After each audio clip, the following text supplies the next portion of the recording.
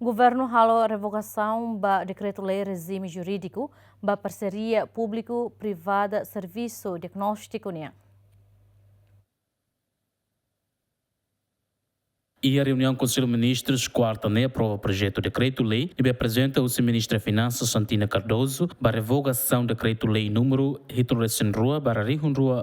Rua Loron Sanu Recensia Fulano Outubro com a regime jurídico da parceria público-privada serviços diagnóstico NIAN. A execução do projeto relaciona com a parceria público-no-privada, a seu atraso no dificuldade institucional sira. O governo decide avaliar no Hassai Filafali projeto o iniciativa proprietária Sira, decisão formaliza o Conselho de Administração, Fundo Infraestrutura NIAN, considera que projeto cancela tia ONA definitivamente, revogação decreto-lei número Hitunu Rua, para Rua Ronulo Rua precisa atuar sem dúvida interpretativa, garante segurança jurídica, não halá com regras Sira bela aplicável ONA. Além de e a mútuo Conselho Ministro Nemos aprova projeto decreto governo, apresenta o Ministro da Administração Estatal, regula a cerimônia no Hatum Bandeira Nacional e a cerimônia oficial comemorativa será a proclamação no Restauração da Independência. Projeto decreto governo IDANE objetivo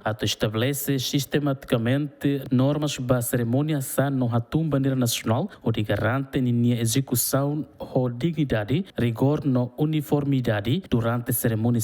celebra a proclamação da Independência Nacional e a Ronaldo Nacional Fula Novembro tinham reunido atos Cia Hitulura Lima na Restauração da Independência Nacional e a Ronulo Fula Maio tinham reunido Rua. Decreto cria corpo a bandeira nacional composto dos estudantes de ensino secundário feito no MANE ser responsável pela execução técnica no simbólica dos acto hirakne definimos regras atual cerimônia Sira estabelece critérios para a seleção membros corpo a bandeira nacional NIAN determina incentivos financeiros para participantes Sira no específico protocolo atuar durante a no Hatum Bandeira Nacional. Aderet Semenes, bem-vindas Semenes, GMN.